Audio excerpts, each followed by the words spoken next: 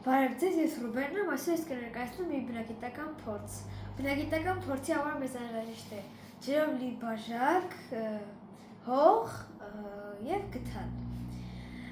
Մենք այս բնագիտական փորձի շնորհիվ ստուգելու ենք հողի միջի հումուսի առկայությունը։ Ընթացքը։ Մենք պետք է հողը լցնենք ջրի մեջ։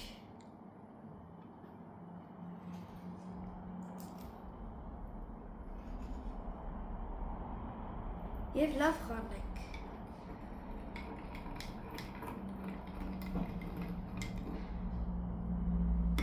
Այսպիսով մենք պետք է սպասենք 2-ից 3 րոպե և տեսնենք արդյունքները։ Արդեն անցավ 2-ից 3 րոպեն և տեսնենք, թե այս հողը իրենից ինչ է ներկայացնում։ Եթե ավելի մոտիկից նայենք,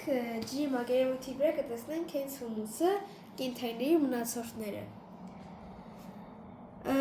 Իսկ եթե նայենք, թե հողի նստվածքը այստեղ, այս հատվածում ներքևում, կուտակվել է հողի միջի ավազը։ Իսկ երբ որ ջուրը իր գույնը փոխում է, դա նշանակում է, որ կավի առկայությունը այստեղ շատ է։ Նաև հողը լցնելուց մենք կտեսնենք պղպջակներ, եթե պղպջակներ կան, նշանակում է հողը կարողանում է օդ կլանել իր մեջ և դա շատ օգտակար է արմատների համար։ Այս փորձը մեզ ցույց տվեց, թե ինչպես կարելի է իմանալ հողի պարունակությունը և արդյոք տվյալ հողը օգտակար է բույսերի համար։